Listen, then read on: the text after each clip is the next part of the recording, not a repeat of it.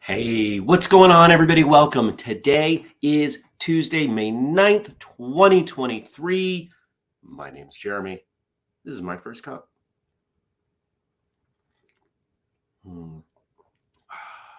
Who's here? I want to say good morning to all of you.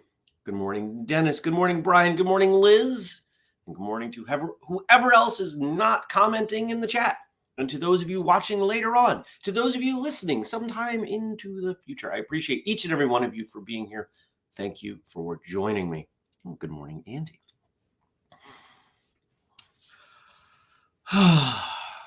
Well, right off the bat, I want to make sure that I say this so I don't forget. Today is the last day that we are going to stream First Cup to the whistlekick YouTube channel. There is a new separate First Cup YouTube channel. Good morning, Nick. I would love for all of you, even if you don't watch on YouTube, to please follow the First Cup channel. It is at First Cup. Nobody grabbed that. If I remember correctly, we couldn't get First Cup on Facebook, but we did get First Cup on YouTube. So please grab that. We're going to start, I don't want to say separating, that's the wrong thing, but I have some theories on our YouTube channel, and it requires carving off First Cup to its own thing because we stream 5 days a week. So everybody do me a favor, either right now or at the very end, I'll try to remind you, please go to that new channel, follow it so you don't get lost. It's nice to have a backup. Some of you, sometimes Facebook doesn't work, so you have to go over to YouTube. Having that handy, right? And in exchange for that, since we're doing both today, there is no Twitch stream. Brian says, wow, YouTube is like 20 seconds ahead, LOL. That all that stuff fascinates me. The idea that YouTube and Facebook handle this so differently. And based on what I've seen of your comments coming in the last few weeks, Facebook has been quite delayed. We found when we did this before that, when I was kind of testing it, that Twitch was the most responsive, but no Twitch today. So how was your Monday? Did you check out the episode with Dimitri Daniels / Jade Jackhammer? Got some good feedback on it. What a good guy. Just really a nice guy. And took a look at the numbers. We had a great download day yesterday. But it's interesting because when we have a great download day, it's almost never because of a single episode. So I dig in and, yep, best download day we've had in months. And only 20% of those downloads are his episode. Who knows? Who knows? I don't spend a lot of time trying to figure out the numbers. I just focus on let's put out the best content we can and see where it takes us. So, coffee is good. Something that this has been sitting there on the floor in a box for a while. If you follow me personally on social media, you've probably seen this, but this is the belt that Kataro sent over. So if you are, Gad is here. There's something I'm going to show Gad too. The rest of you probably won't find it as interesting. I bet he will. So for those of you who don't know, we have entered into a relationship with Kataro. They are our first sponsor for Martial Arts Radio, and they sent over a belt. Now, this is a brand new belt. If you have purchased most of the fancy belts, the idea that this is that soft out of the box is pretty cool. I picked it that way. You've got so many options. So stay tuned. We're going to tell you way more about Kitaro belts over the next bit. We're getting everything ready because this is brand new stuff for us. So we're doing it right. And we're really thankful that they're interested in us getting it right and working with them than getting it fast. But the whole premise here is that you can get ridiculously good belts. They make them in the US. They can customize anything. So like the whistlekick logo there, that's all that's on it. I didn't want stripes. I didn't want to do anything. And it's really good embroidery. Look, it's like it comes all the way through. So you will see me wearing this at events. Moving on. What else happened yesterday? I had a bunch of client calls. I had misremembered what my schedule looked like yesterday. And I had a bunch of misremembrances. And actually, I'm going to check something right now because I can tell you about that too.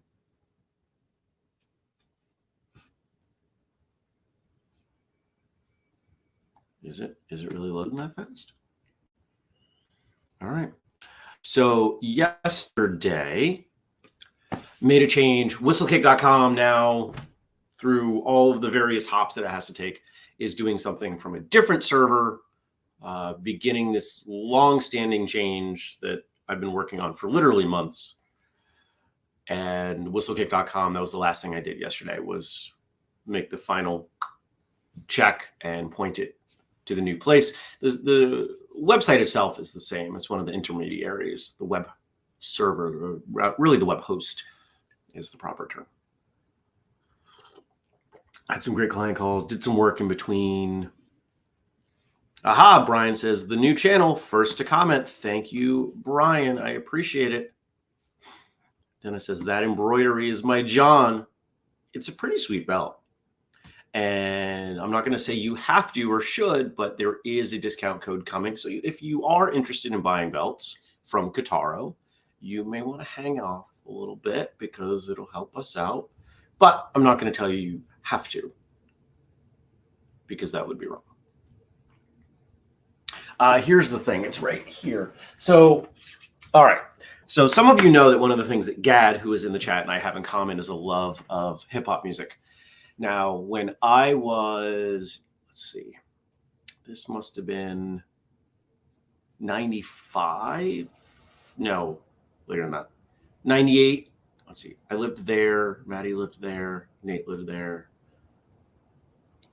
It was my sophomore year of college, 1998, 1999. A couple friends said, hey, Method Man and Redman are signing autographs at this record store not too far away. You want to go? Yeah, sure. And so I brought the only thing I had that had both of them, the show soundtrack. Now, everybody that was there was having them sign their new album, or they would buy, one for each of them, or there were posters they were giving away, which I actually have one. I almost spilled my coffee. Glad I didn't. Which I have one signed and hung up. I'm looking there because it used to be there. Now it's there. But I gave this to them. And if you look carefully, you can see that they signed it. Both Method Man and Redman signed it. And this is the first time they worked together. There's a song on this soundtrack. It was the first time that I'm aware of publicly that they worked together. And Redman signed it, passed it on, and Method Man saw it and did a double take and smiled because they were signing the same old boring stuff. And so I had him sign this. And the song has a particular name that they actually went on and they did a movie after this with the same name. And so I like to pretend that it was this that made them say, we should do something like that again. We should make a movie. And they made a movie. So I take credit for the movie. Good morning, Frank. I want to know about your Monday. Tell me what you did. Drop it in the chat. Let me know. And let me know what you've got going on today, too. Today, what do I have? Today, doing a couple things. Andrew and I are recording some episodes. What else? I'm recording with one of my martial arts school clients. They're expanding. And we did some work on video that we're going to use to, well, anyway, I did a recording. We're doing another recording with the school that ultimately will go on their website. And so it's fun. I kind of get to take these two parts, right? Like working with schools and my interview skills. And so we're going to bring those two together. So it's almost like a regular recording day, but it's not. And I'll try to go to the gym later today. My body was so banged up from the weekend. I did not work out. I went to bed at a reasonable hour. My calf still hurts from running, which is very unlike me.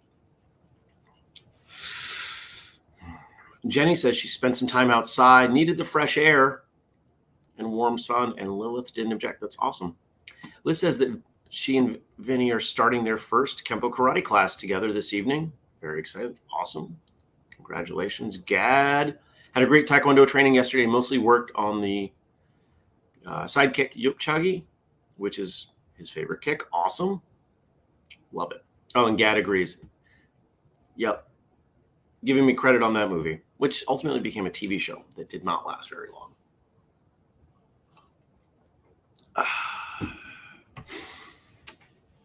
So that's that. That's where I'm at. That's what's going on here. And yeah, I don't think I'm going to make it to the office today because recordings have to happen here because of internet quality and quiet. I'm going to be in a new office starting June 1st. It does not share a thin wall with other people. It'll share a wall with the room that I'm in now, which is a very solid wall.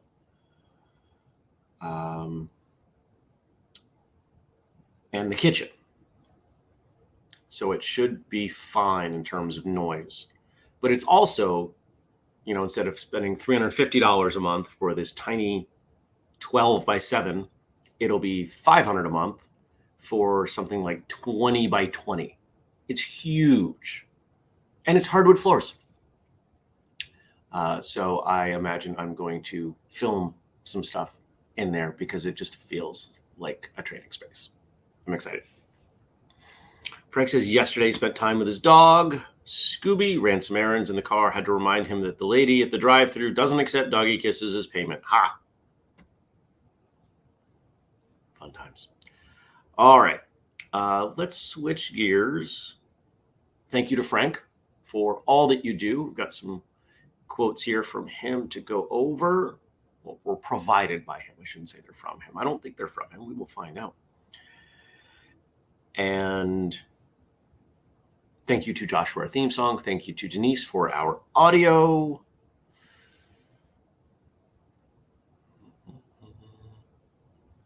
And because I see 2 people watching on that channel, just a reminder to those of you watching on the Whistlekick YouTube channel, you've got to sign up. Here, I'm going to put a banner up for the rest of the show. Okay. Nope, that's the wrong banner. I can't do that. Stop that. Here we go. Find the new.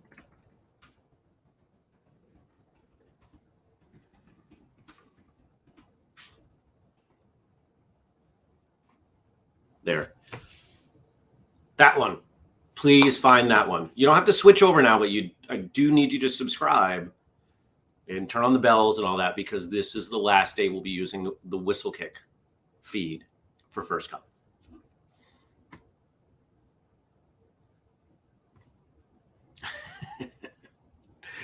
And Steven says, whenever martial arts declares something a very solid wall, they have tested it. Commence your visualization of such testing, folks. I have knocked on that wall a little bit. It's a very old building.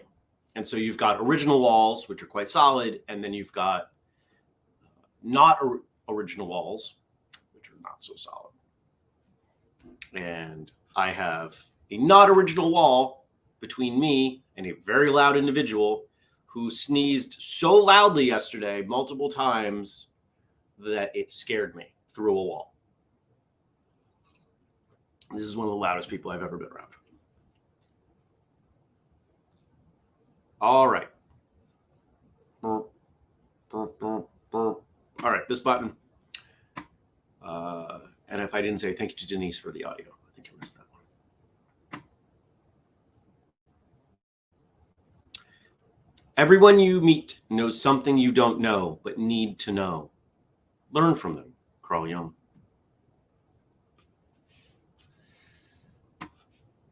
One of the things I find fascinating about martial arts culture in many, maybe even most schools, is that unless someone is the highest rank in the room, they should not be teaching something. That everyone has to drink from the fountain of knowledge of the one with the most stripes at the front of the room. And I find that to be silly. My original instructors raised me that everyone has something to teach. It may not be something they realize they know. It may be that the first day white belt teaches you are a far poorer instructor than you thought you were, or your methods for teaching this or that technique do not apply universally to everyone learning them, or that you could use a low block to block over your head in certain situations. I don't know, come up with some more ridiculous stuff. So I've never had this attitude that because I outrank someone, I can't learn from them. I really don't care. And I watched my instructors embody this. If someone, I've shared this on the show, if someone came to visit, because we lived in rural Maine, lots of vacation spots around.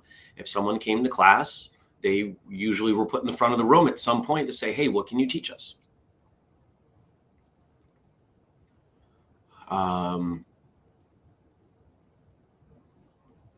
The idea that you need to know is an interesting dynamic. Everyone you meet knows something you don't know, but need to know. Well, the fact that they've come into your life, that you share enough in common with them to be in the same space as them, but that suggests that their knowledge has some overlap with yours, and it's probably best that you know something or as much of their stuff as possible, and vice versa. This is where collaboration, cooperation becomes much better than competition.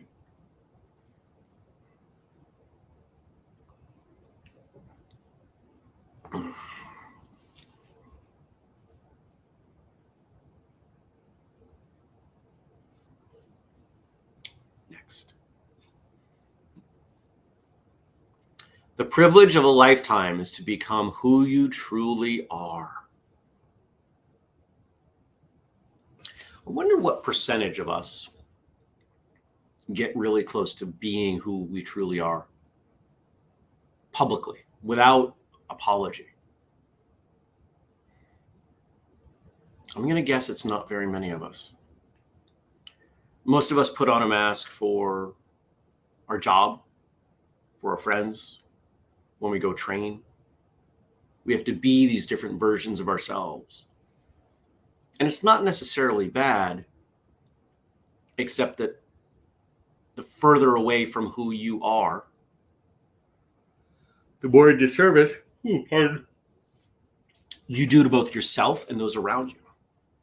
I'm pretty consistent with who I am. I'm not going to say that I don't put on masks. If you and I sit down and have a conversation one-on-one, I will be a little different than I am in a large group. Probably the most obvious mask that I'm aware of is I don't swear on martial arts radio. I don't swear on the show. When I do public content, I very, very rarely use foul language. In my personal life, I do. I used foul language with clients yesterday. It's part of my vocabulary.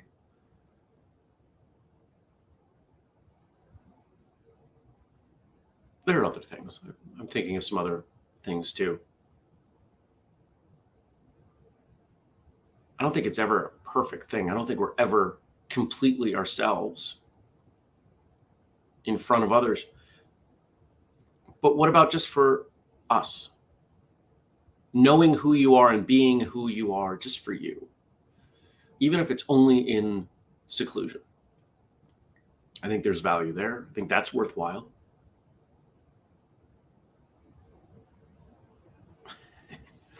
Cat says, no foul language. You've mentioned the birds in your yard once or twice. Ha, that's true.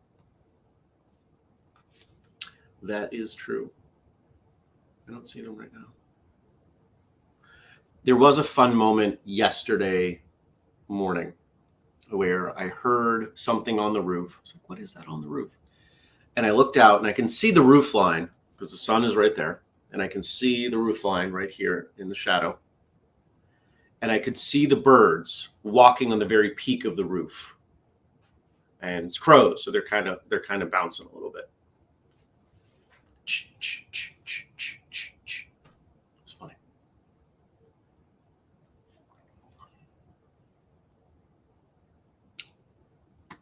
Jenny says, I think I use foul language more than I use the word the during some conversations. My daddy taught me well. Ha. Nick says, did we time warp to Friday already? I'm glad you all find this funny.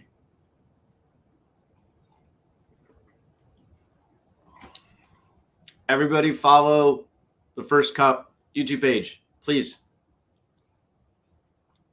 I'm going to blink the banner at you.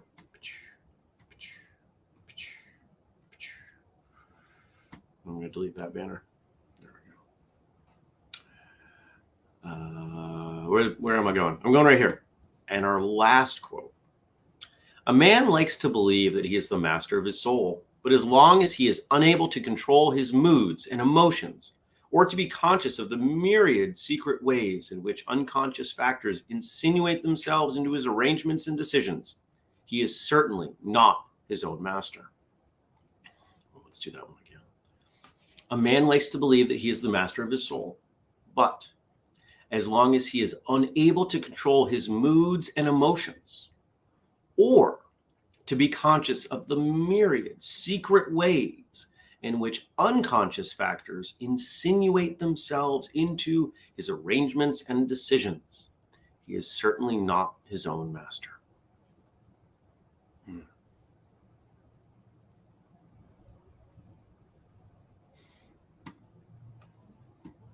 How many of you know someone that all you would have to do is say a phrase or a name and you could watch them fly off the handle? That is a person who is not in control of themselves. There are a lot of people like that. I was having a conversation with someone last week and I noticed the conversation ended up on the subject of bullying, and I started getting a little heated. Not at the person, but at the subject. And it surprised me. I was like, wow, I'm losing a bit of control here. And I was able to pull it back, but it was fascinating that I got that worked up in a conversation that was intellectual and academic, not bullying is fine and you're stupid for caring about it, right? It wasn't something like that. It was me speaking passionately, and that passion starting to get away from me.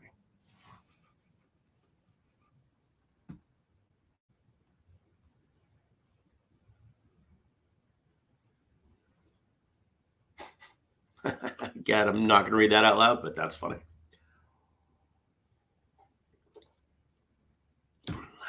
It's important that we stay in control. It's important that we become aware. We can't change something until we're aware of it. Until we recognize that there's something we want to change in ourselves, we can't change it. So constant introspection on any subject, whether we're talking about our emotional state or our training. You know, you can't make your forms better until you know your forms need improvement. You can't get better at your hook kick until you know your hook kick needs improvement. Constant introspection and an effort to revise whatever it is you're working on, you know, that iterative 1% better, that sort of improvement model that we talk about. I think it's a good way to approach anything, everything. I was having a conversation with my coach last night. Excuse me.